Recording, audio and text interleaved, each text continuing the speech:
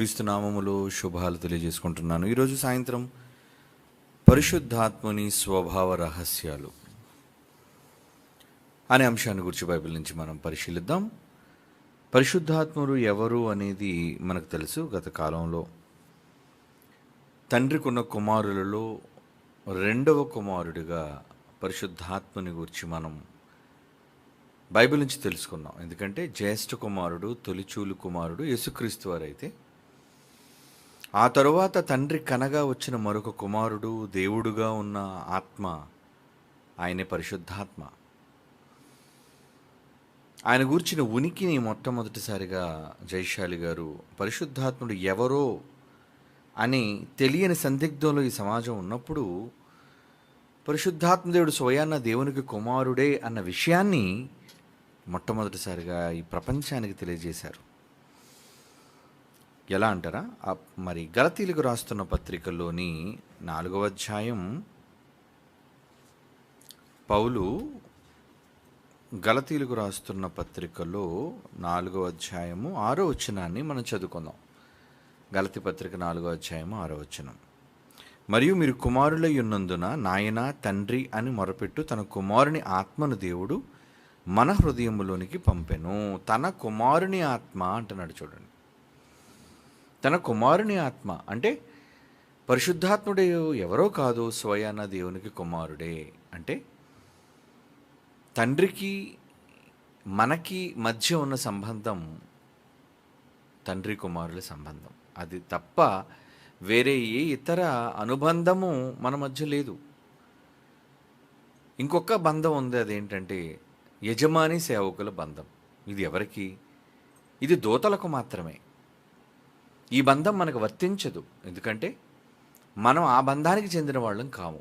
మనల్ని ఆయన కన్నాడు కనుక, మనం ఆయన వారసులం కనుక, ఆయన తండ్రి అయితే ఖచ్చితంగా మనం పిల్లలమే. మరి పరిశుద్ధాత్మ దేవునికి, తండ్రి అయిన దేవునికి ఉన్న బంధం ఏంటి? తండ్రి కుమారుల బంధం. కనుక అలాంటి పరిశుద్ధాత్మ దేవుని యొక్క స్వభావ రహస్యాలు అంటే బైబిల్ అంతటిలో పరిశుద్ధాత్మ దేవుని పాత్ర ఉంది. సర్వసాధారణంగా ఎక్కువగా మన నూతన నిబంధనలో ఈయన గూర్చి మనం వింటాం, కానీ పాత నిబంధనే కాదు, ఆరంభము నుండి కూడా ఈయన పాత్ర దేవుని యొక్క సంకల్పంలో భాగంగా ఉంది అని మనం తెలుసుకోవడానికి సాక్ష్యమే ఆదికాండం 1వ అధ్యాయం. ప్రారంభ వచనాలు మనం చూడగలిగితే, ఆదియందు 1వ అధ్యాయము ఆదికాండం 1వ వచనం, అందులో ఏముందండి? ఆదియందు దేవుడు భూమి ఆకాశములు సృజించెను, భూమి నిరాకారముగా శూన్యముగా నుండెను, చీకటి అగాధ జలముల పైన కమ్మి ఉండెను. దేవుని ఆత్మ అంటున్నాడు. చూడండి, జలముల పైన అల్లాడుచుండెను. దేవుని ఆత్మ జలముల పైన అల్లాడుతుంది.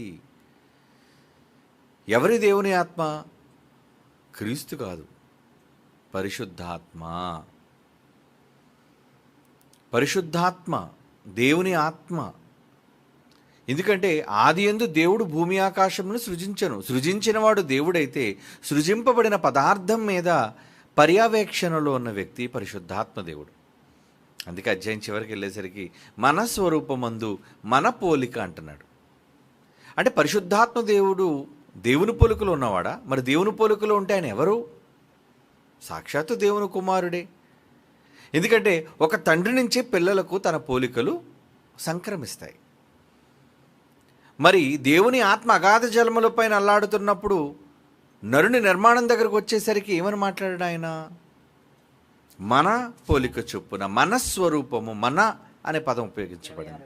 26వ వచనం ఆదికాండం 1వ అధ్యాయంలో, మన స్వరూపమందు మన పోలిక చొప్పున నరులను చేయుదును కాదు. కనుక పరిశుద్ధాత్మ దేవుడు ఆది నుండి మానవ నిర్మాణంలోనే కాదు, సృష్టి నిర్మాణంలో కూడా ప్రధానమైన పాత్ర వహించిన వ్యక్తిగా మనకు అక్కడ ఆయన కనబడుతున్నాడు. అయితే ఏంటి ఆయన పరిశుద్ధాత్మని యొక్క స్వభావం? క్రీస్తు యొక్క స్వభావం మనకు తెలుసు. అంటే తండ్రిని మనతో మన కోసం శాంతింపచేసే ఒక మధ్యవర్తి ఆయన. కరుణా సంపన్నుడు, దేవుని యొక్క ఉగ్రతను అడ్డుకోగలిగే సమర్థుడు, తన తోడబుట్టిన వాళ్ళని, తమ్ముళ్లను రక్షించాలన్న తాపత్రయం కలిగిన వాడు. ఏమంటే జ్యేష్ఠుడు కదా, జ్యేష్ఠుడు కాబట్టి ఎప్పుడూ కూడా జ్యేష్ఠులు సర్వసాధారణంగా నెమ్మదస్తులుగాను, మంచివాళ్ళుగాను, నిదానించే పరులుగాను వాళ్ళు ఉంటారు ఎదిగిన తరువాత. అంటే జ్యేష్ఠులు ఎప్పుడు జ్యేష్ఠులే. కనుక యేసుప్రభు వారు జ్యేష్ఠులలో మొదట పుట్టిన వారిలో ఆయన ఉన్నవాడు. ఆయనే మొదట పుట్టాడు. తర్వాత పుట్టిన వాళ్ళు ఆత్మలుగా మనమంతా ఉన్నాం పరిశుద్ధాత్ముని తరువాత. మరి ఆయనకు స్వభావం ఏంటి? నూతన నిబంధనకు వచ్చేసరికి పరిశుద్ధాత్మ దేవుడు శక్తి అనగానే ప్రజలు గెంతటం చూస్తున్నారు. ఏమండి, అన్య భాషలు మాట్లాడడం చూస్తున్నారు. నూతన నిబంధనలో పరిశుద్ధాత్మ స్వభావం ఏంటి? ఏ బోధకుడినైనా అడగండి, ఒక్కటే మాట చెప్తాడు. పరిశుద్ధాత్ముడు అనగానే వరములు, పరిశుద్ధాత్ముడు అనగానే అద్భుతాలు, సూచక క్రియలు కావచ్చు, చెయ్యొచ్చు. కానీ అది కాదు కదా, అది ఆరంభం. అతని ఆరంభం అది కాదు. ఇంకా మునపటి కాలం నుంచే, మనిషికి కాలం ప్రారంభం కాకముందు నుంచి ఆయన ఉన్నాడు. మరి ఏంటి ఆయన స్వభావం? పరిశుద్ధాత్మ దేవుని గూర్చిన ప్రస్తావన బైబిల్లో అక్కడక్కడ మనకు కనబడితే అందులో ఆయన స్వభావం మనకు ప్రస్ఫుటంగా కనబడుతుంది. ఎందుకంటే వ్యక్తి యొక్క స్వభావం, అతని యొక్క స్వభావాన్ని తెలుసుకోవటం బట్టే మనం ఆయన పట్ల ఎలా ఉండాలి, ఎలా ప్రవర్తించాలి అనేది తెలుసుకోవాలి. ఉదాహరణకి మనం పనిచేస్తున్న చోట మన యజమాని శాంతమూర్తి అనుకోండి, సాత్వికుడు అనుకోండి, అది తెలుసుకుంటారు ముందు పని చేసేవాడు. ఏమండి ఈయన సెలవులు ఇస్తాడా? ఎప్పుడైనా ఒకవేళ ఏదైనా పొరపాటు జరిగితే మన్నిస్తాడా? క్షమించగలిగే మనసు అతనికి ఉంటుందా? లేదా వెంటనే కఠినుడుగా యాక్షన్ తీసుకుంటాడా? ఇవన్నీ కూడా వాళ్ళ స్వభావాలు తెలుసుకుంటాం. అవసరం అంటే అవును అవసరం. వారి స్వభావాలను బట్టే మన ప్రవర్తన వారి పట్ల ఉంటుంది. కఠినుడు అనుకోండి, చాలా కోపిస్ట్ అనుకోండి, ఏది ఆయనతో చెప్పకపోయినా వెంటనే అతను యాక్షన్ తీసుకునేవాడు అనుకోండి, అప్పుడు అతని పట్ల ఎంత జాగ్రత్త వహించి ఉంటారు. అందును బట్టి వారి యొక్క స్వభావాన్ని తెలుసుకోవటం మనకి అవసరం. మరి యేసుప్రభు వారిని గూర్చిన స్వభావం ఎలాంటిది? యేసుప్రభు వారిని గూర్చిన స్వభావం ఎలాంటిదంటే, మరి మోషే లాంటి మిక్కిలి సాత్వికమైన స్వభావం. ఎందుకు మోషే లాంటి సాత్వికమైన స్వభావం ఆయన? ఏమండి, హెబ్రీయులకు రాస్తున్న పత్రికలో ఆయన ఒక మాట అంటున్నాడు. హెబ్రీ పత్రిక 2వ అధ్యాయము 14వ వచనం నుంచి చూడండి. స్వభావ రహస్యాలు అనగానే యేసు ప్రభువు కంటే ఒక స్వభావం ఉంది. ఏమండి, క్రీస్తు వారికి ఒక స్వభావం, పరిశుద్ధాత్మనికి ఒక స్వభావం, తండ్రి అయిన దేవునికి ఒక స్వభావం. అందరూ ఆత్మలే కావచ్చు, కానీ ఒక్కొక్కరి విధానం, ఒక్కొక్కరి తీరు ఒక్కొక్కలా ఉంటుంది. అది మనం తెలుసుకోవాలి. వారి పట్ల మనం ప్రవర్తించేటప్పుడు, వారితో మనం సంబంధం కలిగి ఉండేటప్పుడు వారి స్వభావం ఏంటో ముందు మనం తెలుసుకోగలగాలి. ఇక్కడ యేసుప్రభు వారి స్వభావం ఏమంటున్నాడు చూడండి. 14వ వచనం నుంచి హెబ్రీ పత్రిక 2. కాబట్టి ఆ పిల్లలు రక్తమాంసం గలవారై ఉన్నందున ఆ ప్రకారమే మరణం యొక్క బలము గలవారిని, అనగా అపవాదిని మరణము ద్వారా నశింపచేయుటకు జీవితకాలం అంతయు మరణ భయము చేత దాస్యమునకు లోబడిన వారిని విడిపించుటకు ఆయన కూడా రక్తమాంసముల్లో పాలివాడయ్యాడు. యేసుప్రభు ఏలే అనగానే ఎంత మాత్రము దేవదూతల స్వభావమును ధరించుకొనక. యేసుక్రీస్తు వారిది సేవకులైన దేవదూతల స్వభావం కాదట. ఎలాంటిదట? అబ్రహాము సంతాన స్వభావమును ధరించుకొని ఉన్నాడు. అబ్రహాము సంతాన స్వభావం అంటున్నాడు చూడండి. ఇక క్రిందకు వచ్చేసరికి 3వ అధ్యాయంలో ఏమంటున్నాడు చూడండి. పరలోకమంద సంబంధమైన పిలుపులో పాలు పొందిన పరిశుద్ధ సహోదరులారా, మనం ఒప్పుకున్న దానికి అపోస్తలుడును ప్రధాన యాజకుడైన యేసు మీద లక్ష్యముంచుడి. దేవుని ఇల్లంతటిలో మోషే నమ్మకముగా ఉండినట్లు, అది మోషే స్వభావం. ఏమండి, ఈయన కూడా తను నియమించిన వారి పట్ల వారికి నమ్మకముగా ఉండెను.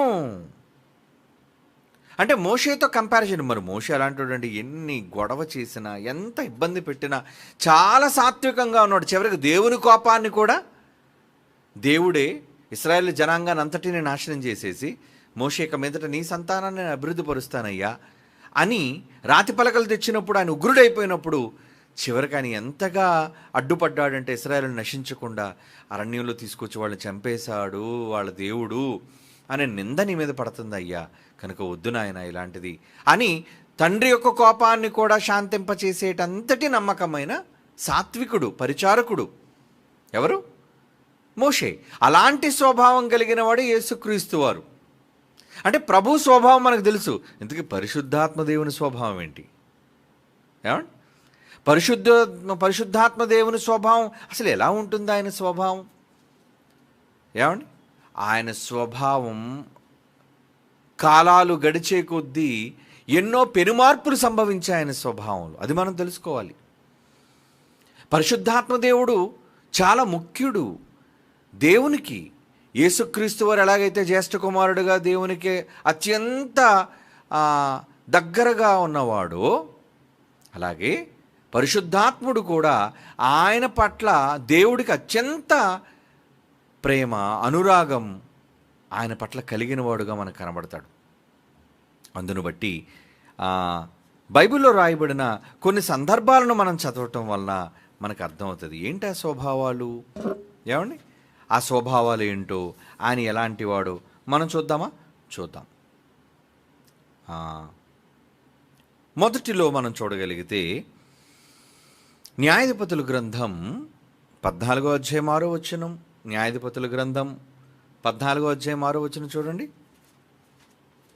అక్కడ ఏమంటున్నాడు? యెహోవా ఆత్మ తనని ప్రేరేపింపగా. ఇది సంసోనుకు సంబంధించిన సందర్భం. ఏమంటే అప్పటి వరకు సంసోను నార్మల్గా ఉన్నాడు, మంచి వ్యక్తిగా ఉన్నాడు, బలవంతుడిగా ఉన్నాడు. ఏమండి, అయితే అతడు అంత బలాఢ్యుడిగా ఉన్నా యెహోవా ఆత్మ అతన్ని ప్రేరేపింపగా. యెహోవా కాదు ప్రేరేపించింది, యెహోవా ఆత్మ అంటే పరిశుద్ధాత్ముడు అతను ప్రేరేపించగా, అతని చేతిలో ఏమీ లేకపోయినను ఒకడు మేకపిల్లను చీల్చినట్లు అతడు ఆ సింహాన్ని దానిని చీల్చెను. సింహాన్ని చీల్చేశారటండి. ఎంత పెద్దది సింహం, ఎంత బలమైనది దాని పంజా. ఏమండి, అలాంటి బలమైన సింహాన్ని పరిశుద్ధాత్ముడు ప్రేరేపిస్తే ఒక మేకపిల్లని చీల్చినట్టు చీల్చేశారటండి. ఎవరిది బలం? పరిశుద్ధాత్మ దేవునిది బలం. అలాగే 15వ అధ్యాయం చదువుతాం. ఏమండి, 15వ అధ్యాయం 14వ వచనం చూడగలిగితే, న్యాయాధిపతుల గ్రంథం 15వ అధ్యాయం 14వ వచనం. అతడు లేహీకి వచ్చే వరకు ఫిలిస్తీయులు అతను ఎదుర్కొని కేకలు వేయగా యెహోవా ఆత్మ అతని మీదికి బలముగా వచ్చినందున. అంటే పరిశుద్ధాత్మ దేవుడు ఎలా వచ్చాడట? అప్పుడు భూమి మీద ఉండేవాడు కాదు కదా, తండ్రి దగ్గర ఉండేవాడు. 2 కుమారులు తండ్రి దగ్గరే ఉండేవారు. అప్పుడు బలముగా వచ్చాడట. ఆయన రాక కూడా ఎలా ఉందట అండి? బలముగా రావటం వల్ల ఏం జరిగింది? అతని చేతులు కట్టబడిన త్రాళ్ల వలె, అగ్ని చేత కాల్చబడిన జనుపనార వలె ఆయన సంకెళ్ళు అతని చేతిలో నుండి విడిపోయిన. ఇనుప సంకెళ్ళు వేస్తే అండి ఏదో నారను తెంపేసినట్లుగా. ఏమండి, కట్టబడిన నారని మంట పెట్టగానే ఎలా వెంటనే క్షణాల మీద ఎలాగైతే అవి విడిపోతాయో నార, తాడు, అలా సంకెళ్ళు, ఇనుప సంకెళ్ళు విడిపోయి అంటే ఏంటి? అతని శక్తి, పరిశుద్ధాత్మ దేవుని యొక్క పవర్. ఏమండి, అది అతని శక్తి. అంత గొప్పదండి. అంటే పరిశుద్ధాత్మ దేవుడు పవర్లో గొప్పోడా? యేసుప్రభు సాత్వికంలో గొప్పోడైతే మోషేలాగా, యేసుప్రభు ప్రేమలో గొప్పోడైతే తండ్రిలాగా. కానీ పరిశుద్ధాత్మ దేవుడు రెండో కుమారుడు ఎలాంటోడంటే కొంచెం ఇంచుమించు నాన్నలాంటోడే. ఎందుకంటే యెహోవా స్వభావం ఎలాంటిది? మన తండ్రి స్వభావం చాలాసార్లు బైబిల్లో చదువుకున్నాం కదా. పరిశుద్ధ దూతల సభలో ఒకరు కూర్చుంటే ఎలాంటివాడట? పరిశుద్ధ దూతల సభలో ఆయన మిక్కిలి భేకరుడు, ఆయన చుట్టూ ఉన్నవారందరికంటే భయంకరుడు అని రాయబడిందండి. ఎవరు? సైన్యములకు అధిపతి యెహోవా. చాలా కోపిస్తా ఆయన కోపం చాలా ఎక్కువ. ఇంచుమించు అలాంటి స్వభావ స్వరూపాలు కలిగిన వ్యక్తిగా పరిశుద్ధాత్మ దేవుడు మనకు కనబడుతుంటాడు. కీర్తనల గ్రంథం 89వ కీర్తన 7వ వచనం. 89వ కీర్తనలోని 7వ మాట. పరిశుద్ధ దూతల సభలో దేవుడు ఎలాంటి వాడట? మిక్కిలి భేకరుడు, చాలా భేకరుడటండి.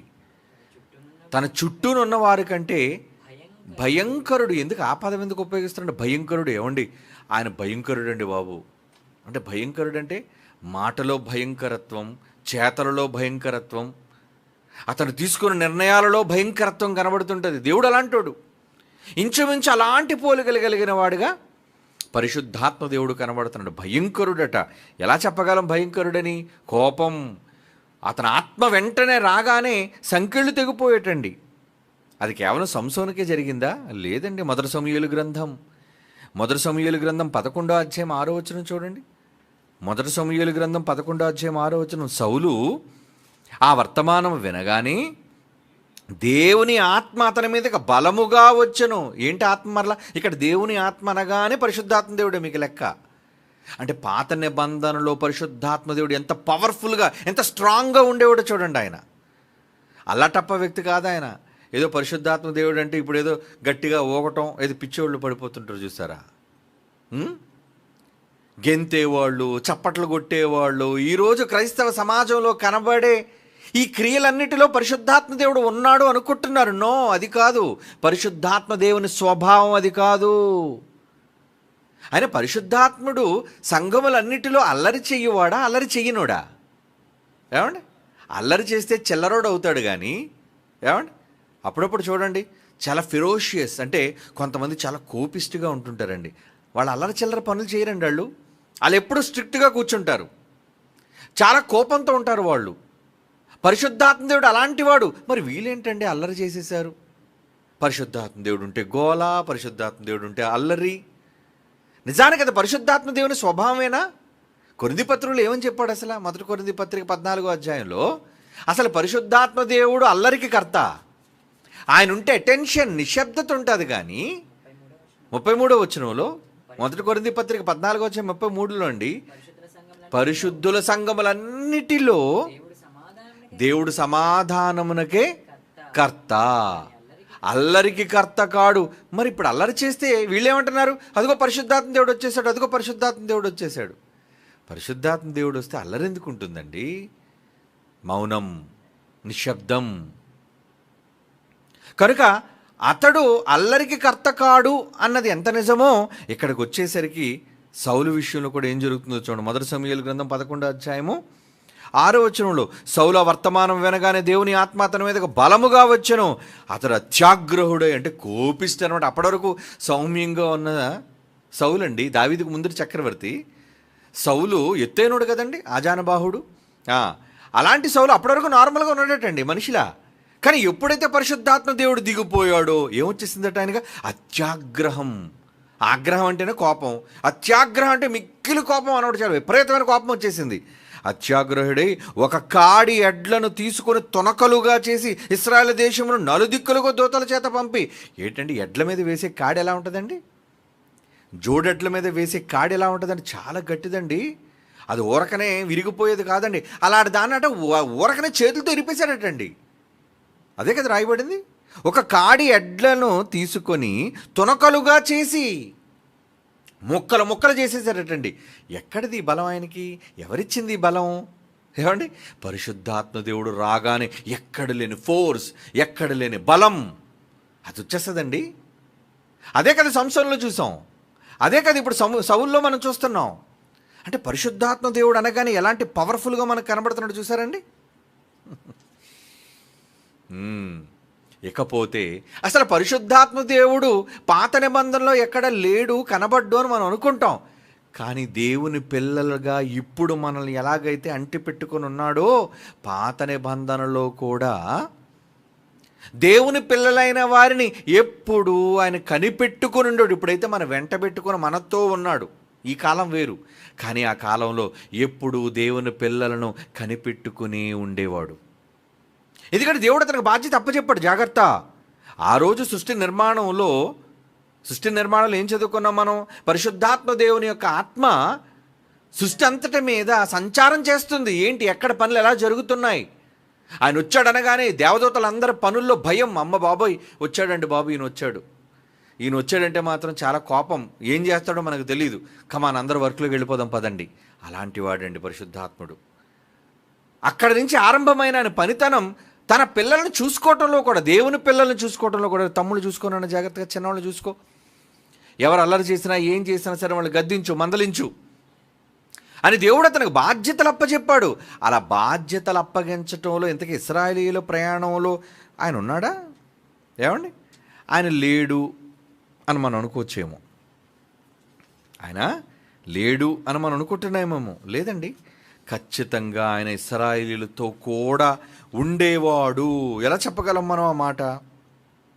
ఎలా చెప్పగలం? అపోస్తుల కార్యాలు చూద్దాం. అపోస్తుల కార్యములు 7వ అధ్యాయం, అపోస్తుల కార్యములు 7వ అధ్యాయం 51వ వచనం చూడండి. అపోస్తుల కార్యములు 7వ అధ్యాయం 51వ వచనం. స్టెఫెను గారు ప్రసంగిస్తున్నప్పుడు అతని మాటలను ఎదురిస్తున్న ఆ రోజు అతను ముందున్న జనాంగాన్ని చూసి, ముష్కరులారా, మంచి వాక్యం చెప్తుంటే ఎందుకురా తిరుగుబాటు చేస్తున్నారు మీరు?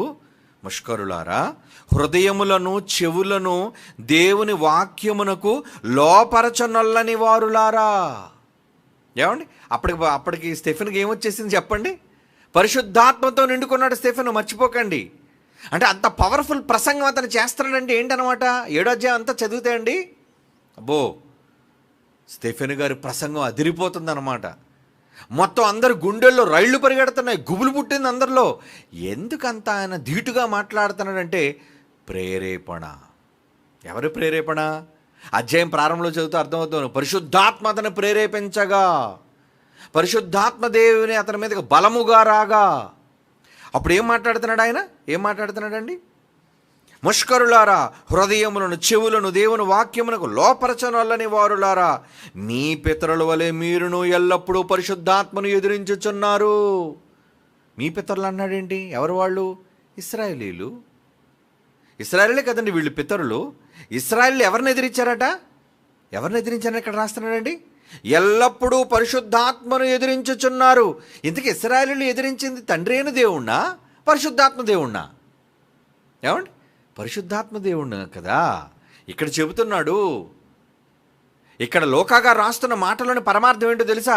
ఇశ్రాయేలీలు ఎదిరించింది తండ్రి అయిన దేవుణ్ణి అని అనుకున్నారు వాళ్ళు. కానీ వాళ్ళ వెంట తిరిగి వాళ్ళతో కూడా ఉండి పర్యవేక్షిస్తున్న ఎవరి సహనాన్ని పరీక్షించారు వాళ్ళు? స్టెఫెను గారి సహనాన్ని. ఇక్కడ ఎలాగైతే పరీక్షిస్తున్నారో అక్కడ పరిశుద్ధాత్మని సహనాన్ని పరీక్షిస్తున్నారు.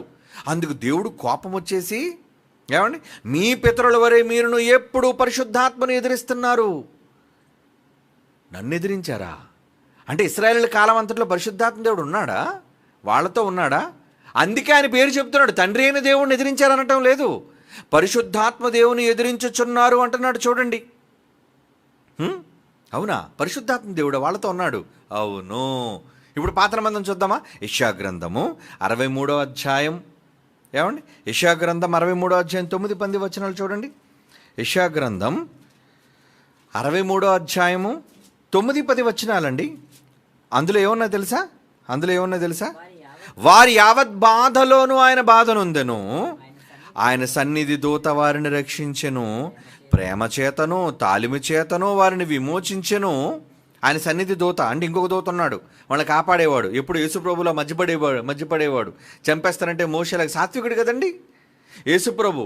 అడ్డుపడాడు. పోన్లే నాన్న, కొంచెం కరుణించి నాన్న, కనికరించి నాన్న అని తండ్రిని, కోపోద్రేకుడైన తండ్రిని శాంతింపచేసే ఒక కుమారుడిగా యేసుప్రభు పక్కనుంటే, ఆయన సన్నిధి దూత వారిని రక్షిస్తుంటే, ప్రేమ చేత తాలిమి చేత వారిని విమోచించను. పూర్వ దినములన్నిటిలోనూ ఆయన వారిని ఎత్తుకొనుచు మోసుకొనుచు వచ్చను. ఏదో ఆయన చెప్తున్నాడు కాబట్టి పరిశుద్ధ యేసుప్రభు వారి యొక్క మాట కాదనలేక ఇశ్రాయేలును అలాగా ఓర్చుకుంటూ వచ్చాడటండి. ఆయనను వారు తిరుగుబాటు చేసి ఏం చేశారటండి? ఆయనను వారు తిరుగుబాటు చేసి ఆయన పరిశుద్ధాత్మను దుఃఖింపచేయగా.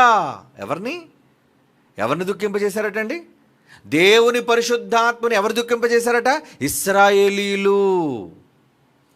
మనం అనుకుంటున్నాం ఇశ్రాయేలీలు దేవుణ్ణి ఎదిరించారు, ఇశ్రాయేలీలు దేవుని మీద తిరుగుబాటు చేశారని. కాదు.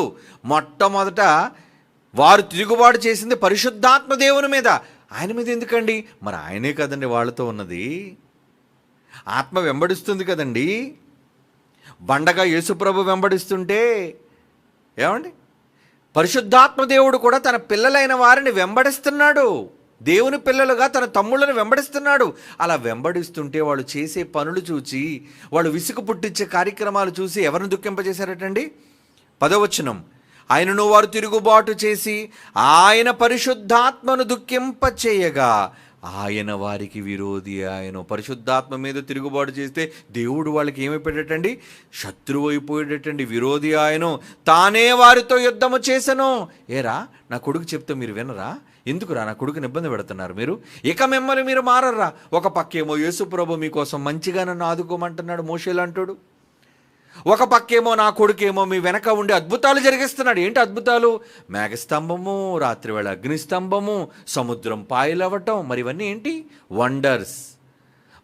బలమైన శక్తివంతమైన కార్యక్రమాలు జరగాలి అంటే అది పరిశుద్ధాత్మ దేవుని వల్లనే సాధ్యం. అవునా? సంహారకుడు దూత వెళ్ళి లక్షల మందిని చంపాలి అంటే పరిశుద్ధాత్మ దేవుడు అక్కడ ఉండాలి. యోర్దాను నది పాయలవ్వాలి అంటే పరిశుద్ధాత్మ దేవుడు అక్కడ ఉండాలి.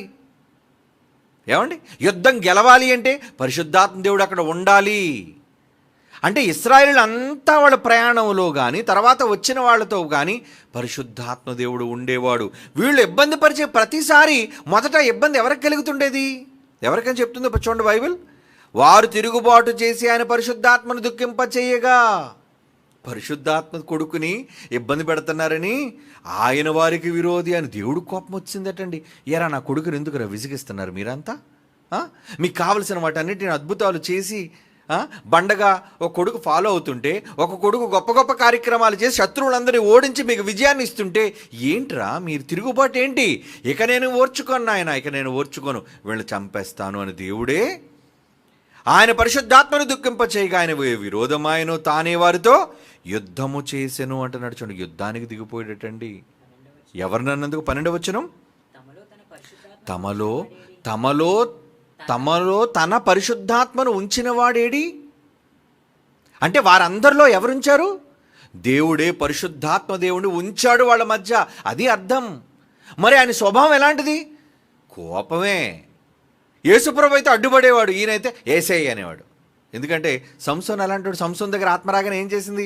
ఒక గాడిద దవడ దొరికిందటండి. దవడతో ఎంతమందిని వేసాడు? 300 మందిని చంపేశాడండి. సంసోను మీదకి ఆత్మ రాగానే చంపేయడం. ఏదైనా చిన్నోళ్ళు కొంచెం తొంటరోళ్ళే కదండి మామూలుగా.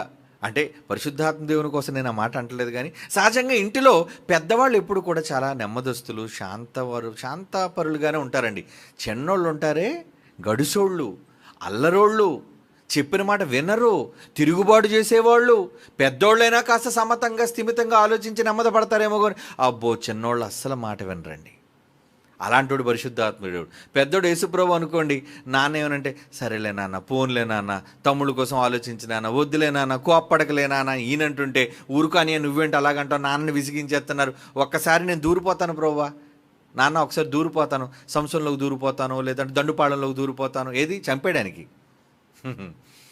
పరిశుద్ధాత్మ దేవుని యొక్క స్వభావం అది.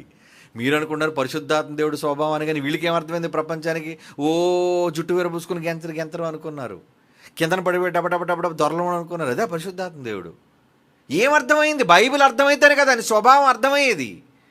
పరిశుద్ధాత్మ దేవుని స్వభావ రహస్యాలు అంటే బైబిల్లో దేవుడు రాయించాడు, చదివితే కదా అర్థమయ్యేది. ఏ రోజైనా ఎవరండి ఆలోచిస్తున్నారు పరిశుద్ధాత్మ దేవుని గురించి? అసలు పరిశుద్ధాత్మ దేవుడు ఎవరో అన్న విషయమే తెలియదు. అతను దేవుడా, దేవుడికి తమ్ముడా, లేదా అతను కూడా దేవుడు లాంటి తండ్రి అయిన సాటి దేవుడా, ఏమీ తెలియదండి ఎవరికి. ఎవరినైనా అడగండి, చెప్తారేమో? చెప్పలేరు. ఇక దేవుడా కాదా అనే విషయం అర్థం కాని వీళ్ళకి ఆయన స్వభావం ఎలాగ అర్థమవుతుంది చెప్పండి? అది బైబిల్లో ఉంది. అలాంటి వాడు అంటే తండ్రి తన కొడుకులనిద్దరిని ఎంత ప్రేమించాడో చూసారా? కొడుకులిద్దరికీ బాధ్యతలు అప్పచెప్పాడండి. నాయన పిల్లలారా మీరు చూసుకోండి, అదిగో లక్షల మంది బయలుదేరారు, జాగ్రత్తగా చూడండి అన్న వాళ్ళిద్దరిని. ఒక పక్క ఏమిని కాపాడుతున్నాడు, ఒక పక్క ఏమిని కోప్పడిపోతున్నాడు. వీళ్ళిద్దరి మీద తిరుగుబాటు చేశాడు, కానీ దేవుడు కోపం వచ్చేస్తుంది. ఏసైనా ఇంక చంపేస్తాను వీళ్ళందరినీ, అరణ్యంలో చంపేస్తాను వీళ్ళందరినీ. అదే కదండి ఆయన చేశాడు. ఇక పరిశుద్ధాత్మ దేవుని గురించి ఏమని రాయించాడు తెలుసా? ఇశ్రాయేలు అందరితో వార్నింగ్ ఇచ్చాడు. చూడండి, ఎరా నా పెద్ద కొడుకులు అంటాడు అనుకుంటున్నారా? పరిశుద్ధాత్ముడు పెద్ద కొడుకు మంచోడురా, మీరేం తప్పు చేసినా అడ్డుపడతాడురా. అప్పుడు కూడా అంతే. ఏమండి, యేసుప్రభు పాత స్వభావం అంతే, ఇప్పుడు స్వభావం అంతేనండి. అబ్రహాము లాంటి స్వభావం అంటే, అబ్రహాము ఎందుకన్నాడు అబ్రహాం వంటి స్వభావం అని? చంపేస్తానయ్యా, నేను మొత్తం వెళ్ళి సొదొమ గొమొర్రా నాశనం చేసి ఒక్క మాట సెలవిస్తానయ్యా, ఒక 100 మంది ఉంటే మీరు ఏమైనా మీరు కాపాడతారా? చూసారు బేరం ఆడుతున్నాడు అంటే ఎంతసేపు కాపాడాలన్న దృక్పథంతో ఉన్నవాడే అబ్రహాము స్వభావం, యేసుప్రభు స్వభావం. పరిశుద్ధాత్మేయుడు నాన్న నువ్వు మాడి మసి చేస్తుంటే చూడాలని ఉంది, నన్ను ఒకసారి మంట పంపించవు ఒకసారి అలాంటోడు ఆయన. ఏమండి కనుక చివరికి అక్కడేమో బేరాలాడుతుంటే అబ్రహాము స్వభావం అలాంటిదైతే ఏమండి అది యేసుప్రభు స్వభావం అయితే ఇందర మనం చదువుకున్న హెబ్రీ పత్రికలో అతను లాంటి అబ్రహాము వంటి స్వభావం కలిగిన వాడు. మరి ఈయన ఎలాంటి స్వభావం? చిగురోడేమో పరలోకంలో లాస్ట్లో పుట్టాడు కదండి, భూమి మీద కదండి మనం అంతా పుట్టాం. అబ్రహాము అక్కడ పుట్టాడేమో, ఆయన స్వభావం ఎలాంటిదట? ఆయన స్వభావం ఎలాంటిదో బైబిల్లో చెప్తున్నాడు చూడండి. నిర్గమకాండం 23వ అధ్యాయం 20-21 వచనాలు చూడండి. పాపం చాలామంది ఇది మరొక రకంగా అనుకుంటూ భావిస్తూ ఉంటారు, కానీ ఇది ఎవరి గురించి చెప్పబడిన మాట జాగ్రత్తగా మీరు ఇప్పుడు చూడాలి. నిర్గమకాండం 23వ అధ్యాయం 20-21 వచనాలండి. ఇదిగో త్రోవలో నిన్ను కాపాడి నేను సిద్ధపరిచిన చోటుకు నిన్ను రప్పించుటకు ఒక దూతను నీకు ముందుగా పంపుచున్నాను. ఇశ్రాయేలుతో చెప్తున్నాడు, నిన్ను కాపాడడానికి ఒక దూతను పంపుతున్నానయ్యా. ఆయన సన్నిధిని జాగ్రత్తగా నుండి ఆయన మాట వినాలి. ఏమంటున్నాడు పరిశుద్ధాత్మ కోసం? మాట వినండి. అతడు మాట వినకపోతే ఊరుకోడు, ఆయనకు కోపము రేపవద్దు. ఏమంటున్నాడండి? ఆయన సన్నిధిలో ఎలాగ ఉండమన్నాడు పరిశుద్ధాత్మ? దిగో నా రెండో కొడుకు వస్తున్నాడు, వాడితో కొంచెం జాగ్రత్తగా ఉండండి, వాడు చాలా కోపిస్తోడు, కోపం రేపొద్దు. పెద్దోడైతే కోపం రేపినా సరే ఏమండు, కానీ చిన్నోడు అలా కాదు సుమా, కోపము రేపవద్దు, మీ అతిక్రమములను ఆయన పరిహరింపడు, నా నామం ఆయనకున్నది. ఎందుకు పరిశుద్ధాత్మ దేవుని నామం ఎవరి నామం చెప్పండి? తండ్రి నామే ప్రభు నామం, ప్రభువుకున్న నామే పరిశుద్ధాత్ముని నామం. పరిశుద్ధాత్ముని ఏమన్నాడు? యేసుప్రభువు వెళ్ళిపోతూ ఆయన అన్నారు, నా నామమున నేను తండ్రి మీ యొద్దకు పంపబో పరిశుద్ధాత్మ. నా నామం నా పేరిటే వస్తాడు అంటే మరి నా పేరు ఎవరిది? తండ్రి పేరు నాకుంది. అంటే ముగ్గురికి ఒకటే పేరు. నామాల కోసం చెప్పాను కదా, ముగ్గురు వ్యక్తులు వేరువేరుగా ఉన్న పేర్లు ఒకటే, ఒకే నామం, సర్వోన్నతమైన నామం. తన పేరే యేసుప్రభువుకు పెట్టాడు కొడుక్కి. మరి రెండో కొడుక్కి, అరే నాన్న నువ్వు నా కొడుకువే కదరా, నీ పేరు కూడా అదేనరా. అందుకే చూడండి, ఒకప్పుడు రాజుల పేర్లు ఎలా ఉండేవండి? ఏమండి రాజుల పేర్లు? సీజర్. ఏమండి ఎంతమంది సీజర్లని కైసర్లు రానివ్వండి, వాళ్ళకి వేరు పేర్లు ఉంటుంది. జూలియస్ కావచ్చు, అగస్టస్ కావచ్చు, కానీ వాడు వెనకథలు ఏముంటుంది? సీజర్, కైసరు. అలా వాళ్ళ వంశపారంపర్యంగా వాళ్ళందరికీ పేర్లు ఉండేవి. జార్జ్ చక్రవర్తులను ఉండేవండి. George 1, George 2, George 4. అలాగే దేవుడు కూడా తన పేరును తన పిల్లలకు పెట్టాడు. మొదటి కొడుకైన యేసుప్రభువుకి అదే పేరు పెట్టాడు, తర్వాత కొడుకైన పరిశుద్ధాత్మకు అదే పేరు పెట్టాడు. కనుక ఇక్కడ మీ అతిక్రమములు ఆయన పరిహరింపడు అంటే మరి యేసుప్రభు అయితే పరిహరిస్తాడు కదండి. ఇది యేసుప్రభు కోసం చెప్పబడిన మాట కాదు.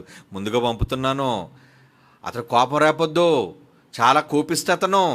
ఏమండి మీ అతిక్రమములు ఆయన పరిహరింపడు, నా పేరు కూడా అతనికి ఉంది, జాగ్రత్త.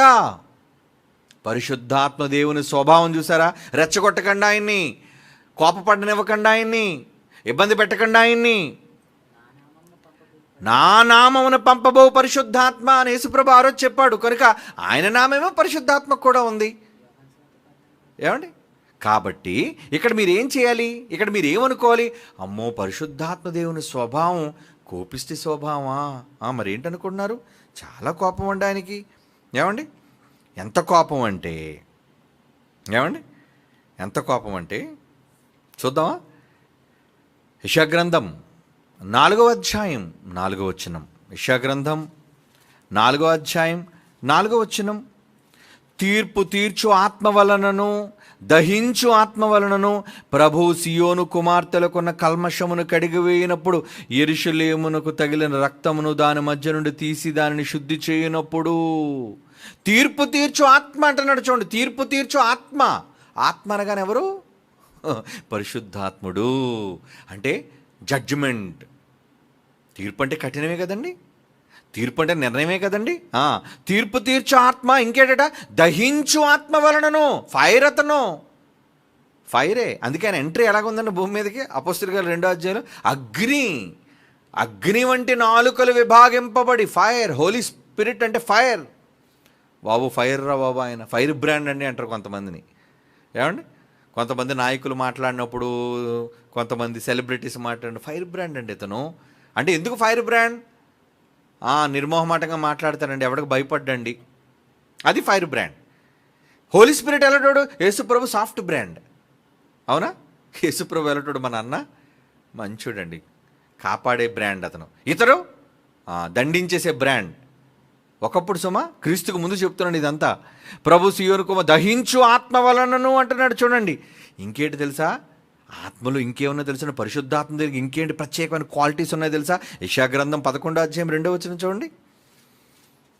యెషయా గ్రంథము 11:2, యెహోవా ఆత్మ జ్ఞాన వివేకములకు ఆధారముగా ఆత్మ.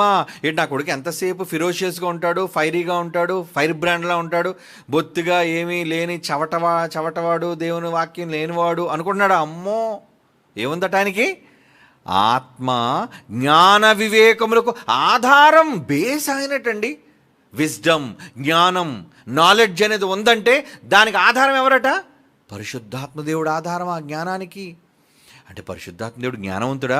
కోపిష్టితో పాటు కోపిష్టి అయితే అయ్యాడు కానండి, చాలా తెలివైనడండి ఆయన. కోపడితే పడ్డాడేమో కానండి, మంచి సబ్జెక్ట్ ఉన్నాడండి ఆయన. అంతేనా? పరిశుద్ధాత్మ దేవుని యొక్క స్వభావం ఏదో ఎంతసేపు ఆయన రాగానే కళ్ళు ఎర్రగా చింతరిప్పుల్లా చేసుకుని ఆలు చెంపేద్దాం, వీళ్ళు చెప్పేద్దాం, వీళ్ళు కొడదాం, వాళ్ళు కొడదాం అనే మనిషి కాదు ఆయన. అఫ్కోర్స్ అది కూడా ఒక భాగమే, కానీ ఇంకేమున్నది ఆయనలో? నాలెడ్జ్, విజ్డమ్, జ్ఞానము కూడా. జ్ఞానము వివేకములు కలిగిన ఆత్మటది, ఆధారం అనే ఆత్మ. అంటే ఆయన దగ్గర నుంచే వస్తుందా జ్ఞానం వివేకం? జ్ఞాన వివేకములకు ఆధారముగా ఆత్మ, ఆలోచన బలములకు ఆధారముగా ఆత్మ.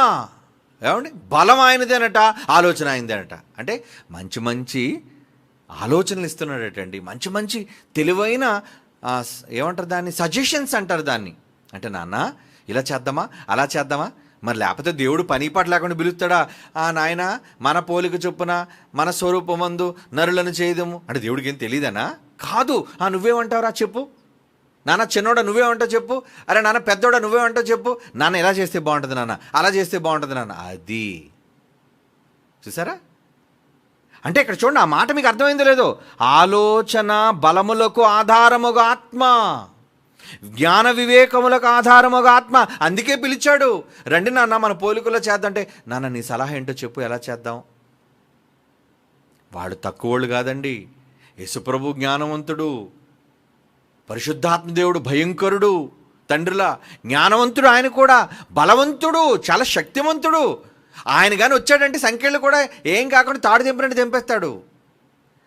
సౌలుకి రాగానే కాడియడ్లు దాన్ని విరిచేస్తాడు, ఏం కాకుండా కాగితం చింపినట్టు చింపేస్తాడు. మేకపిల్లని చీల్చినట్టు చీల్చేస్తాడు సింహాన్ని కూడా. అది ఆయన బలం. పరిశుద్ధాత్మ దేవుని యొక్క స్వభావం, అందులో ఎన్ని స్వభావాలు ఉన్నాయి చూసారా ఆయన. ఏమంటే ఎంతగా పరిశుద్ధాత్మ కోసం ఎవరైనా చెప్పారా? పరిశుద్ధాత్మ అంటే గెంతండి హల్లెలూయా అంతే. ఇది ఒక్కటే తెలుసు పరిశుద్ధాత్మ కోసం. ఇది కాదండి, బైబిల్లో ఎన్ని ఆయన జ్ఞాన స్వభావాలు, ఈ ప్రపంచానికి తెలియని రహస్యాలు. ఏది ఎవరిని గూర్చి? పరిశుద్ధాత్మ దేవునికి శక్తిని గూర్చిన ఎన్నో విషయాలు దేవుడు బైబిల్లో చెప్పిస్తున్నాడు. చూడండి, ఇంకా చూస్తారా? ఇంకా చూద్దామండి కొన్ని మంచి మాటలు. అంటే కోపమే ఉందనుకుంటారేమో. జకర్యా గ్రంథం 12:10. జకర్యా గ్రంథం 12:10. దావీదు సంతతి వారి మీదను యెరూషలేము నివాసుల మీద కరుణ నొందించు ఆత్మను, విజ్ఞాపన చేయ ఆత్మను నేను కుమ్మరింపగా. అమ్మో, ఈయన ఏదో కోపిస్తాడు అనుకున్నాం, కానీ కరుణ కూడా ఉందండి. అంటే పరిశుద్ధాత్మ దేవుడిలో కరుణ కూడా ఉందా? అమ్మో, అదొక యాంగిల్.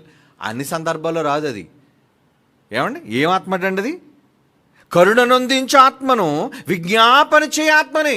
ఏమండి, ఎంత కోపిస్తాడని అప్పుడప్పుడు మంచివాడుగా అవుతుంటాడు కదండి. ఎంత కోపిస్తాడని అప్పుడప్పుడు మన పట్ల మంచిగా మాట్లాడుతుంటాడు అన్నమాట పరిశుద్ధాత్మ దేవుడు. పాత నిబంధన కాలంలో ఇది జకర్యా కోసం చెప్తున్నాడు సుమా. అంటే అలా మారిపోతాడు, జాగ్రత్త.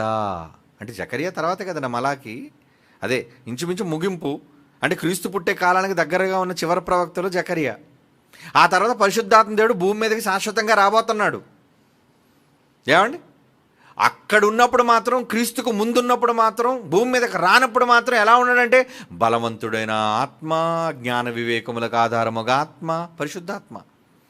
శక్తికి ఆధారముగా ఆత్మ, కోపానికి ఆధారముగా ఆత్మ, ఆవేశానికి ఆధారముగా ఆవేశం కూడా ఉందండి. అది కూడా చూస్తారా ఏమండి? విజ్ఞాపన చేయ ఆత్మ చూసాం, కరుణింప చేయ ఆత్మను చూసాం. యెహెజ్కేలు గ్రంథం 11వ అధ్యాయం చూడండి, అంతలో ఇంకేముందో. యెహెజ్కేలు గ్రంథం 11వ అధ్యాయం 1వ వచనం ఏమండి, 24వ వచనం చూద్దండి.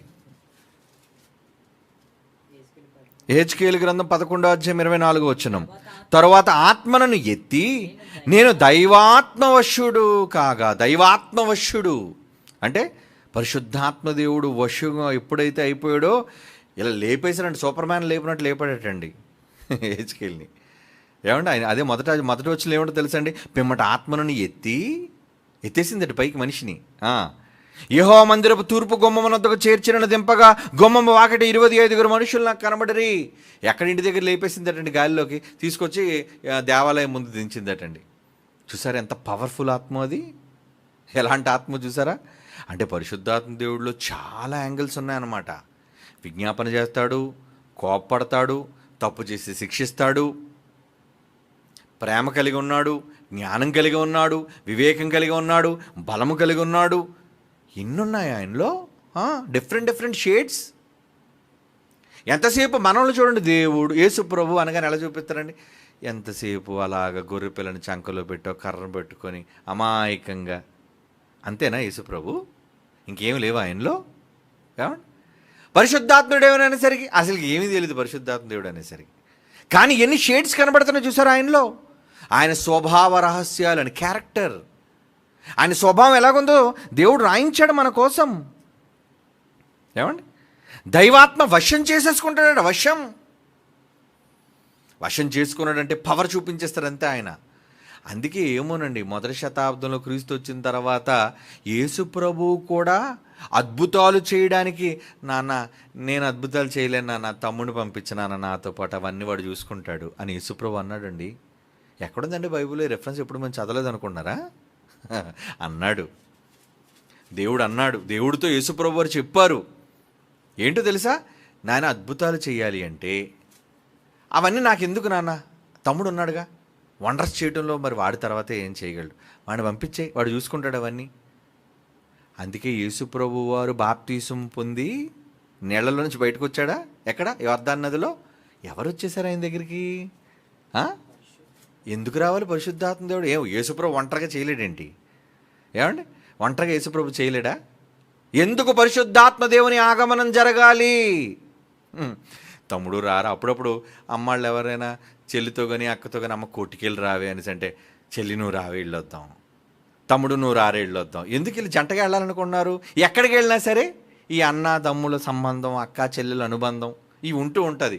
మరి నేను వెళ్ళిపోతాను కదరా, ఇవన్నీ చేయడం అంటే నాకు ఎంతసేపు ప్రేమలోనే ఎక్కువ శాతం ఉంటుంది కానీ ఇవన్నీ చేయడం అంటే పెద్ద తలపోటురా. సరేలే అన్నయ్య నేను వస్తాను కదా, అంతేనండి. యేసుప్రభు పనిలోకి దిగాడో లేదో ఇలాగా బాప్తీసం పొంది నీళ్ళలోంచి బయటికి రాగానే ఎవరు వచ్చారట? అన్నయ్య వచ్చాను నేను. అమ్మయ్య తమ్ముడు వచ్చావా, హ్యాపీరా, వెరీ గుడ్. బాప్తీసం పొందగానే ఎక్కడికి వెళ్ళాడు తెలుసా అండి? ఎవరితో నడిపించబడ్డాడని బైబిల్ ఉంటుంది చూడండి. అరణ్యంలోకి వెళ్ళిపోయాడటండి. అరణ్యంలోకి వెళ్ళాడట. అరణ్యంలోకి ఎవరు తీసుకెళ్లారు? చదువుదాం అన్నమాట. మత్తయి సువార్త 4వ అధ్యాయం 1వ వచనం చూడండి. అక్కడ పరిశుద్ధాత్మ దేవుడు ఎంట్రీ కనబడుతుంది అక్కడ మనకి.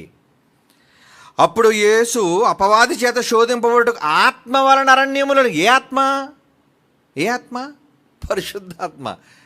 తమ్ముడు వీడు వచ్చాడు రా మనల్ని ఎదిరించడానికి, నేనున్నాను కదా, నీ పద ఎందుకు నీకు, చూసుకుంటాను. చూసారా, ఆత్మ వలన అరణ్యములోనికి కొనిపోబడును. ఇకపోతే అపోస్తలులందరినీ పిలిపించాడు. మీరంతా వెళ్ళిపోండి, ఎక్కడెక్కడైతే అద్భుతాలు చేయండి, గొప్ప గొప్ప కార్యక్రమాలు చేయండి అని ఏం చేశారట? వాళ్ళ మీదకి పరిశుద్ధాత్మని ఊదాడటండి. ఊది పంపించాడు శిష్యులందరినీ. ఆయన వారి మీద పరిశుద్ధాత్మ ఊదగా వారందరూ పరిశుద్ధాత్మ పొందుకున్నారట. పరిశుద్ధాత్మ పొందుకుని ఏం చేశారు? అక్కడికి వెళ్ళిపోయి దెయ్యాలను వెళ్ళగొట్టేస్తున్నారు, అక్కడికి వెళ్ళిపోయి రోగులు స్వస్థపరిచేస్తున్నారు, అక్కడికి వెళ్ళిపోయి గొప్ప గొప్ప అద్భుతాలు చేసేస్తున్నారు, మహత్కార్యాలు చేసేస్తున్నారు. ఎలా చేస్తున్నారు శిష్యులందరూ? పరిశుద్ధాత్మ దేవుని ఊదాడు. అంటే తమ్ముడు వీళ్ళతో కూడా వెళ్ళు కొంచెం, ఎందుకంటే వీళ్ళు పవర్స్ కొంచెం చూపించాలి నువ్వు. సరే అని అయితే నేను వెళ్ళొస్తాను వాళ్ళతో పాటు.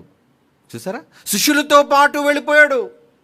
అంటే ఈ వండర్స్ జరిగించడం అంటే, అద్భుతాలు చేయడం అంటే పరిశుద్ధాత్మ దేవుడు పెట్టించేయి అనమాట. నెంబర్ 1 ఆయన చేయగలడు గొప్ప గొప్పగా. అర్థమవుతుందా మీకు? కనుక యేసు ప్రభు అంతటి వ్యక్తికి కూడా పరిశుద్ధాత్మ దేవుని సహకారం కావాలి. ఆయన పరిచర్య చేసేవాడు కదా. కృపావరాలు నువ్వే కదా నాయన, ఆ రోల్ ఏదో నువ్వు తీసుకో, ఆ పని ఏదో నువ్వు చూసుకో, నా పని నేను చూసుకుంటా, నీ పని నువ్వు చూసుకో.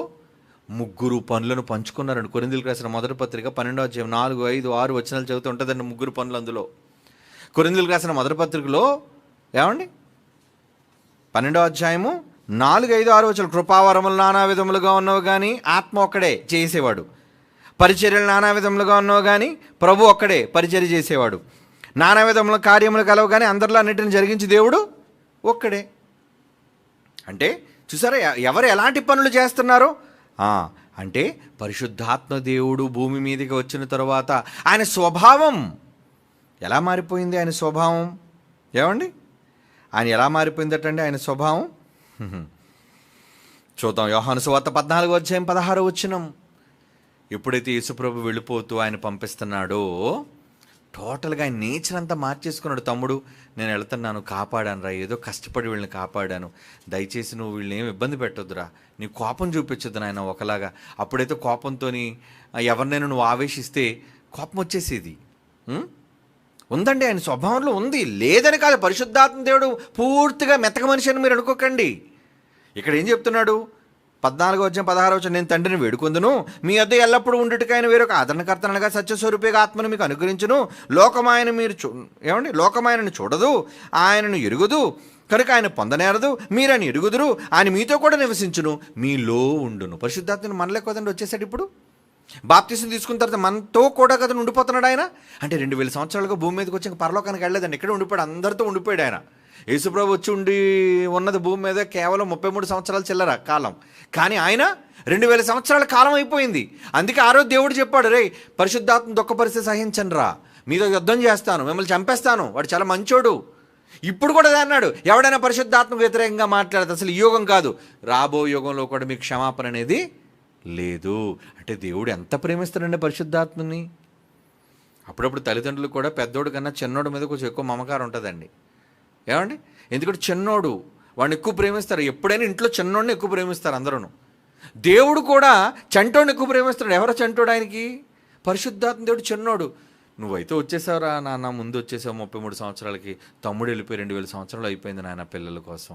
అందులో ఇప్పుడు అప్పుడులాడు కోపం వాళ్ళు లేదురా, ఎందుకంటే నువ్వు వాడు మధ్య అడ్డుపడిపోయావు కదా. అటు నా కోపాన్ని తగ్గించేసావు, అటు తమ్ముడు కూడా ఏమన్నావకుండా నువ్వు మా అందరినీ ప్లస్ చేసేసావు, సిలువేసేసి కోపపడొద్దు అంటావు, కాపాడాలంటావు, మార్చేయాలంటావు. అదిగో ఆడు కూడా ఎలాగైపోయాడు చూడు, అక్కడికి వెళ్ళిపోయి ఎంతసేపు వాళ్ళందరిలోంచి విజ్ఞాపన ప్రార్థన, తండ్రి ఏదో తప్పు చేస్తున్నాడు క్షమించి తండ్రి, నీలా మారిపోయాడు వాడు కూడా.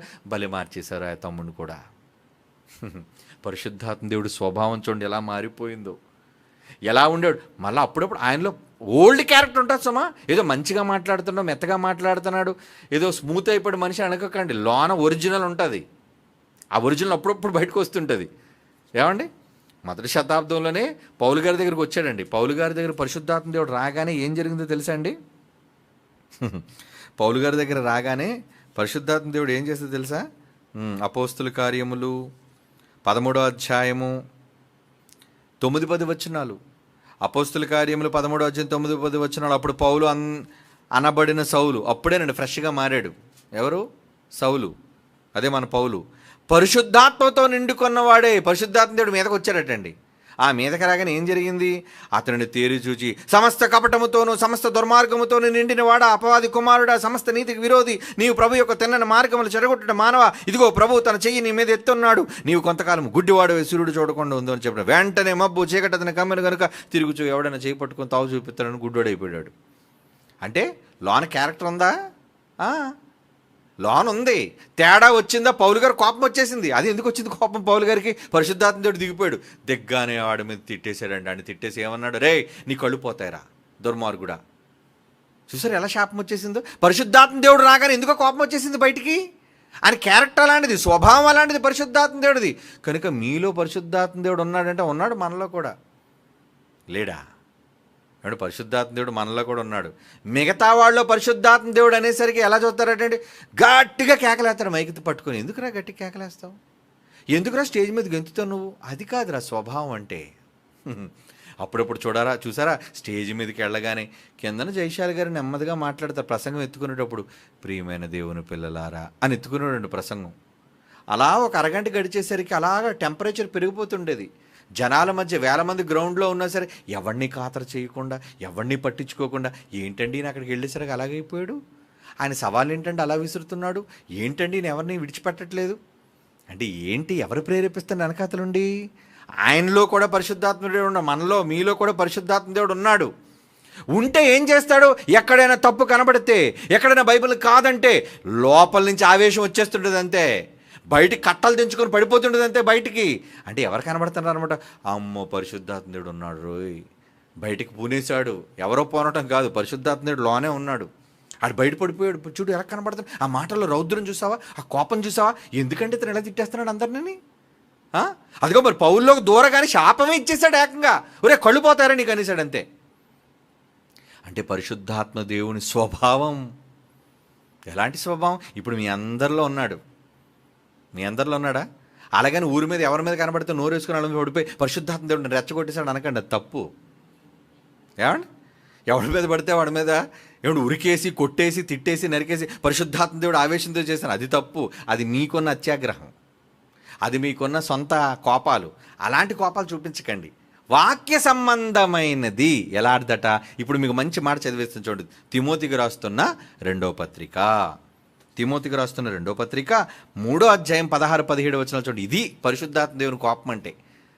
ఏమండి, 2 తిమోతి పత్రిక 3వ అధ్యాయము 16-17 వచనాలు, దైవజనుడు సన్నద్ధుడై ప్రతి సత్కార్యమునకును ఏమండి సంపూర్ణముగా సిద్ధపడి ఉండునట్లు దైవావేశము వలన కలిగిన ప్రతి లేఖనం.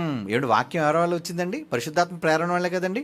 అంటే పరిశుద్ధాత్మ ప్రేరణ వల్ల కలిగిన వాక్యంలో ఏముందండి? దేవుని ఆవేశం. దైవావేశం వలన కలిగిన ప్రతి లేఖనము ఉపదేశించుటకు, ఇంకా ఖండించుటకు, తప్పుదిద్దుటకు, నీతి యందు శిక్ష చేయుటకు ప్రయోజనకరమై ఉన్నది. అంటే నిజంగా నీకు దేవుని పరిశుద్ధాత్మ పూనుకుంటే, ఒకడు దేవుని భక్తిలో లేనప్పుడు వాడిని సరిచేస్తావు, గద్దిస్తావు. నువ్వు ఏంటి నువ్వు చేస్తున్న పని ఏంటి? నీ భక్తి లేని జీవితం ఏంటి అంటే దేవుడి కోసం నువ్వు ఆలోచించవా? దేవుడి కోసం నువ్వు పని చేయవా? దేవుడి కోసం రావా? అవునండి, ధర్మశాలి మ్యూజిక్ నా పాటకు వాయించాడు కదండి. ఫోన్ చేసి తిట్టేశానండి శుభ్రంగా, నా పాట వాయించక ముందు. సుమా, సెమినార్ అయిపోయింది, జాన్సన్ డాడీ చనిపోయారు, ఎందుకు నువ్వు కనబట్టదు, ఎక్కడికి పోయావు డార్క్లో? నేనే ఫోన్ చేశానండి కోపం వచ్చి ధర్మశాలికి. ఏమయ్యా ఎక్కడికి వెళ్ళిపోయావు?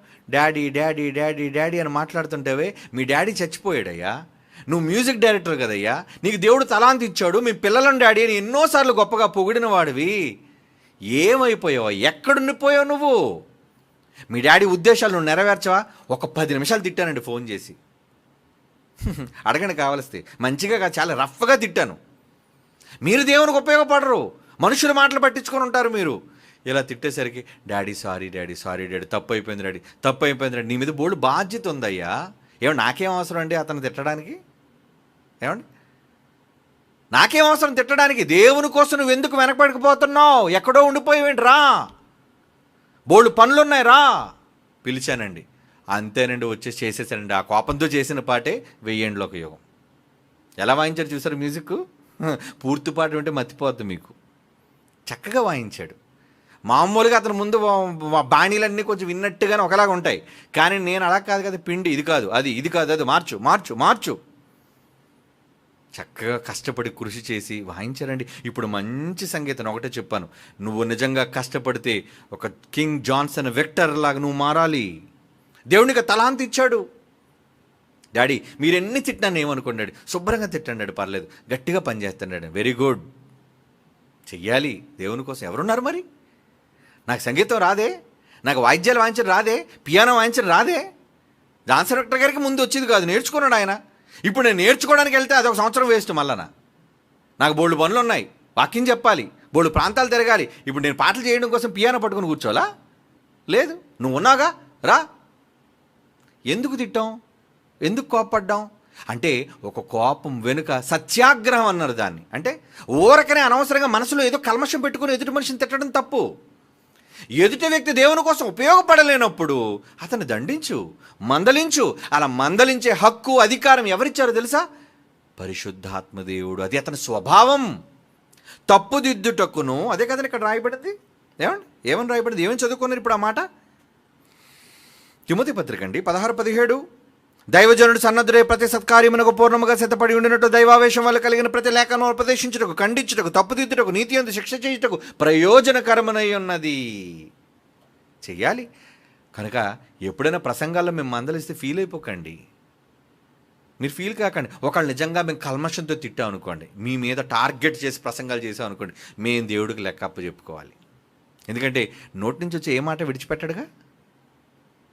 మనుషుడు నోటితో మాట్లాడే వ్యర్థమైన ప్రతి మాటకి లెక్క చెప్పాలి, నువ్వైనా నేనైనా.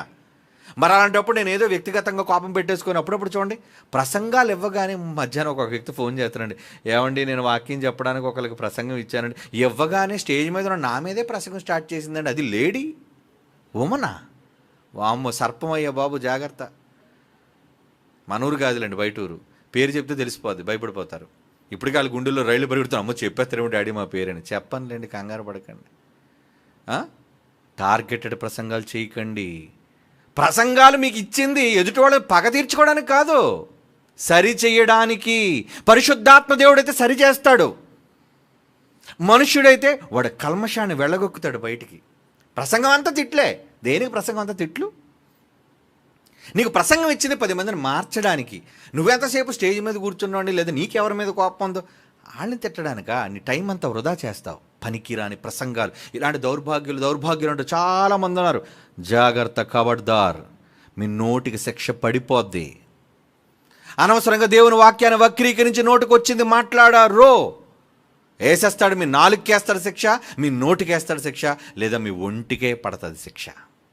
తెచ్చుకోకండి అంతవరకు. ఎందుకంటే తన కొడుకు విరోధంగా మాట్లాడితే పాత నిబంధనలో పరిశుద్ధాత్మ దేవుడికి అన్నందుకు ఎవడు యుద్ధానికి దిగిపోయాడటండి? ఇటు దేవుడు యుద్ధానిక. చదవండి ఆ మాట, మళ్ళొకసారి చదువుతాం ఆ మాట. ఎందుకంటే యుద్ధాన్ని దిగాడు ఆయన? ఎవరి కోసం అండి యుద్ధాన్ని దిగాడు ఆయన?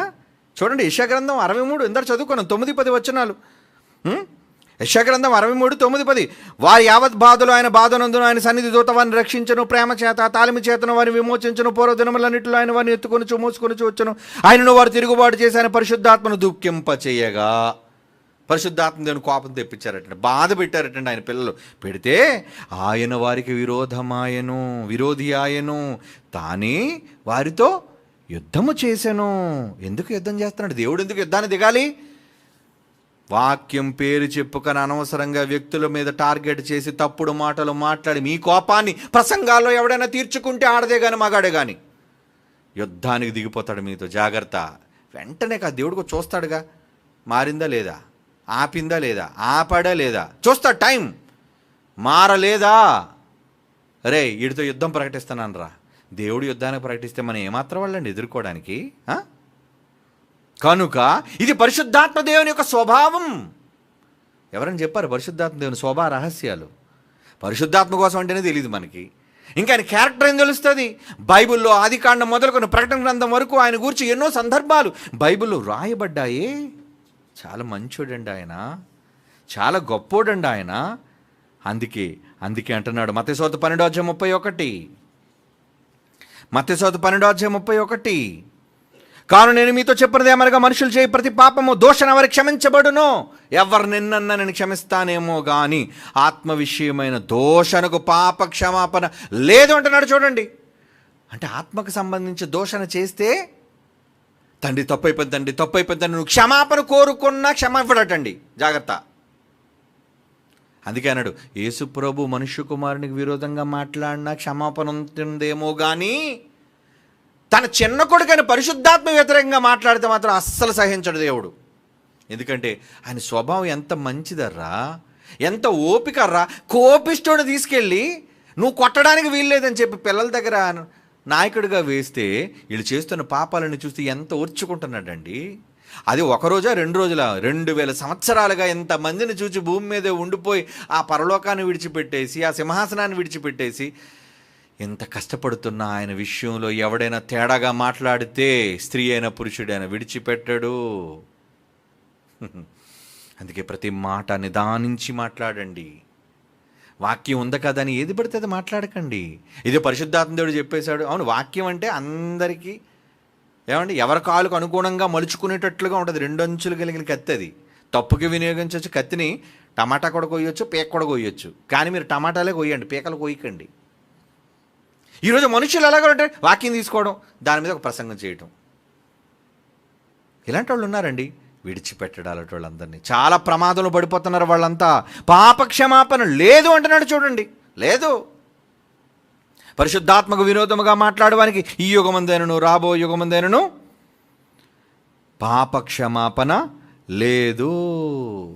ఏమండి, అరణే చెప్పారు, వచ్చారు, పొలం అమ్ముతానన్నారు, సరే అమ్మండి, తీసుకురండి డబ్బు అన్నారు. తీరా వెళ్ళిపోయి కొడబలుక్కున్నారు, ఇంట్లో గుడుగుడు అనుకున్నారు, తీసుకొచ్చారు, డబ్బు ఇచ్చేశారు కొంత.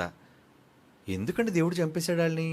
ఎందుకు చంపేశాడు అనుకుంటున్నారు? చూడండి, అపోస్తుల కార్యాలు 5వ అధ్యాయం 9వ వచనం. అపోస్తుల కార్యాలు 5వ అధ్యాయం 9వ వచనం. అందుకు పేతురు, ప్రభు యొక్క ఆత్మను శోధించుటకు. ఒరే, మీరు డబ్బులు నొక్కేసింది దేవుణ్ణి బాధ పెట్టడానికి కాదరా, పరిశుద్ధాత్మ దేవుణ్ణి బాధ పెట్టారు మీరు. మళ్ళీ మీరు క్రైస్తవులు అననే చెప్పారు. క్రిస్టియన్సేనా? యెరూషలేము మొదటి శతాబ్దపు సంఘంలోని గొప్ప జీవం కలిగిన దైవజనులు, దైవజనరాలు. అదే కదండి మనం పిలుచుకుంటాం ఇప్పుడు. ఇద్దరు భక్తిపరులే, ఫ్యామిలీ, గొప్ప ఫ్యామిలీ. మరి ఫ్యామిలీ అయినప్పుడు ఎందుకురా పరిశుద్ధాత్మను మోసం చేశారు మీరు? అదే అంటున్నాడు చూడండి. పేతురు, ప్రభు యొక్క ఆత్మను శోధించుటకు మీరు ఎందుకు ఏకీభవించితిరి అంటే పరిశుద్ధాత్మకు విరోధంగా మాట్లాడినందుకు ఫ్యామిలీని లేపేశారండి మొత్తం. అంటే పరిశుద్ధాత్మ దేవుడి మీద దేవునికి, తండ్రి అయిన దేవునికి ఎంత నిఘా, ఎంత ఆసక్తి. ఆయన గూర్చి తేడా మాట్లాడినా, ఆయన గూర్చి తేడా వక్రీకరించిన ఎవరిని విడిచిపెట్టాడు, ఎంతటి వాళ్ళైనా. కనుక పెద్దవాళ్ళైనా చిన్నవాళ్ళైనా వాక్యం విషయంలో చాలా శ్రద్ధ. అవునండి, తన పిల్లలంటే ఏ తండ్రి అండి ఊరుకుంటాడు? తన పిల్లలను బాధ పెడితే ఏ తండ్రి అండి ఊరుకుంటాడు? యేసుప్రభుని సిలువేస్తే చూస్తూ ఊరుకోవాలి, పరిశుద్ధాత్మ దేవుని రోజు దుఃఖపెడుతుంటే చూస్తూ ఊరుకుంటాడా? నా కుటుంబాలను లేపేస్తాడు ఆయన. అది పరిశుద్ధాత్మ దేవుని యొక్క స్వరూపం అది. ఎందుకంటే ఆయన చేసిన త్యాగాలు అలా ఉన్నాయండి. ఎవరండి వదిలిచ్చేస్తారు? 1 గంట మీ ఇంటి వదిలి రాలేను నువ్వు. ఏమండి, నీకున్నదాన్ని 1 గంట 2 గంటలు ఒక రోజు విడిచిపెట్టలేను నువ్వు. పరలోకాన్ని 2000 సంవత్సరాలు అయిందండి విడిచిపెట్టేసి. అలాంటి వాడిని అంటే దేవుడు ఎందుకు సహిస్తాడు చెప్పండి? అంటే సంఘంలో ఇప్పుడు మీరంతా పరిశుద్ధాత్మ గైడెన్స్ కింద ఉన్నారు. మీరు కానీ ఆయన దుఃఖ పెట్టారా? అందుకే ఏమన్నాడు? పరిశుద్ధాత్మను దుఃఖ పెట్టకండరా అన్నాడు. ఆ మాట అన్నాడు. పరిశుద్ధాత్మ దేవుని దుఃఖ పెట్టకుడి. ఎఫ్సీ పత్రిక 4వ అధ్యాయం 30వ వచనం. ఎఫెసీయులకు రాసిన పత్రిక 4వ అధ్యాయం 30వ వచనం. దేవుని పరిశుద్ధాత్మను దుఃఖపరచకుడి. ఎందుకు ఆయన కోసం చెప్తున్నాడు? ఆయన స్వభావం మీకు తెలుసా? ఎలాంటి వాడు ఎలాగైపోయాడయ్యా. ఒకప్పుడు చూస్తే తట్టుకోలేడు, ఒకప్పుడు కోపం వస్తే దేన్నైనా ఇరిపేసేవాడు, పగలగొట్టేసేవాడు, నాశనం చేసేసేవాడు. అలాంటి వాడు ఏమీ కాకుండా సింపుల్గా అయిపోయి మీ దగ్గర కుక్కిన పేనులా ఉంటున్నాడయ్యా. ఏటా అతను అమాయకత్వం చూసి ఏమీ చేయలేడు, చేతకానవాడు అనుకుంటున్నారా? ఏమిటి, కొంతమంది అప్పుడప్పుడు తిడుతున్నారు అనుకోండి, ఊరుకుంటారండి, ఏమనరు. ఆడేమనుకున్నాడు, ఈడు చూసా ఊరుకున్నాడు, సెట్, ఈడేమాత్రం నా దగ్గర అనుకుంటున్నావా? ఆడు సైలెంట్ కిల్లర్, ఏమండు. సరే బాబు, నమస్కారం అండి, ఓకే వెళ్ళిరండి.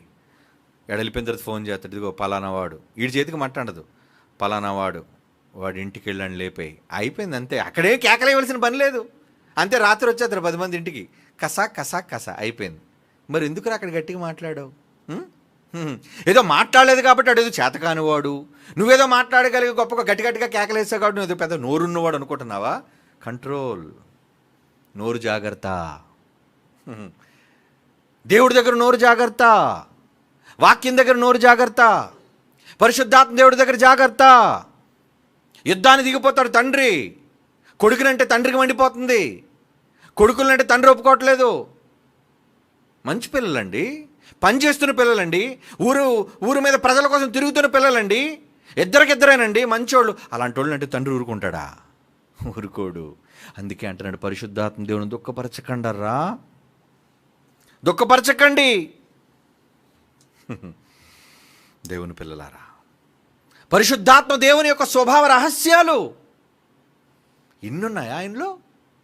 చెప్పుకుంటూ పోతే చాలా ఉన్నాయి.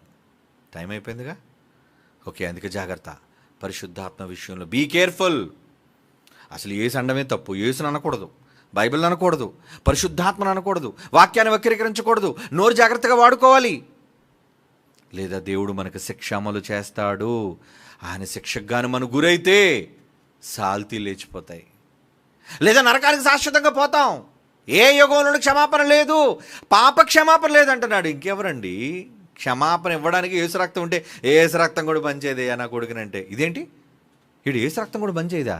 యేసు రక్తం ప్రతి పాప నుంచి కానీ బ్రాకెట్లో ఒకటి ఉంది ఏంటి? పరిశుద్ధాత్మ దేవుణ్ణి తప్ప. అది ఫుట్ నోట్లో నువ్వు చూడాలి ఆ మాట. అవునా? అయితే యేసు పరిశుద్ధాత్మ వ్యతిరేకంగా మాట్లాడితే ఎప్పుడు క్షమాపణ లేదా? లేదు. ఎందుకు? ఏం తెలుసా నీకు ఆయన కోసం? సృష్టి పుట్టినది మొదలుకొని ఎప్పటి వరకు ఎంత కష్టపడుతున్నాడో నా కొడుకు కోసం నీకేం తెలుసా? ఏంటి మాట్లాడుతున్నావు నా కొడుకు కోసం? జాగ్రత్త, విడిచిపెట్టనేనో. అది తండ్రి యొక్క ఉద్దేశం అండి. కనుక నిజంగా మీలో పరిశుద్ధాత్మ మీ అందరిలో ఉంది. ఇప్పుడు అదే పరిశుద్ధాత్మ బాప్తీసు మీలో ఎవరెవరైతే తీసుకున్నారో మీ అందరిలో ఉన్నాడు. ఆయన ఎలా ఉపయోగిస్తారు చెప్పండి? ఆయన ఉంటుండగా ఎవరిని నిందించాలి అనుకుంటున్నారు, ఆయన ఉంటుండగా ఎవరిని కించపరచాలి అనుకుంటున్నారు, ఆయన ఉంటుండగా ఎవరిని చెడు చేయాలి అనుకుంటున్నారు, ఏ పనిని అభ్యంతరపరచాలి అనుకుంటున్నారు, ఏ దేవుని పనికి అడ్డుగా నిలబడాలనుకుంటున్నారు, నిలబడ్డారో అడ్డుగా మీ అడ్డు లేచిపోద్ది. దేవుడే లేపేస్తాడు, యుద్ధాన్ని దిగిపోతాడు ఆయన. ఎందుకంటే మీరు అడ్డుతుంది దేన్ని? పరిశుద్ధాత్మని అడ్డుతున్నారు. మీరు అభ్యంతర కారణంగా మారుతున్నారు. మీరు మారకండి, ఎవ్వరూ మారకండి. దేవుని అనుగ్రహం మనకు కావాలి. ఆ ఇద్దరు కొడుకుల త్యాగం మనం చూడాలి, అది సమాజానికి చెప్పాలి. ఆయన స్వభావం అర్థమైన తర్వాత మీరు కూడా మంచి స్వభావాలుగా మారండి. దేవుని యొక్క ఉద్దేశాలు నెరవేర్చండి. కళ్ళు మూసుకోండి, ప్రార్థన చేసుకుందాం. పరిశుద్ధుడైన తండ్రి దేవా, ఎంత ఉత్తములైన కుమారులను కన్నావు నాయన. ఇద్దరే నాయన. మేము ఎన్నిక లేని వారు, దుర్మార్గులం, దుష్టులం, కడసారిగా పుట్టిన వాళ్ళమైనా సరే మోసగాళ్ళుగా భూమి మీద బ్రతుకుతున్నాం. అయినా మమ్మల్ని ప్రేమించారు. మీ కుమారుని ద్వారా, మీ కుమారుల ద్వారా మమ్మల్ని సంరక్షించడానికి ఎన్ని ప్రయత్నాలు చేస్తున్నారు తండ్రి. అది అర్థం కాని ఈ సమాజం ఇకనైనా మేల్కొల్పు పొందగలుగుటకు సహాయం దయచేయండి. యేసువారి పుణ్యనామములో ప్రార్థన వేడుకొనుచున్నాము తండ్రి. ఆమేన్.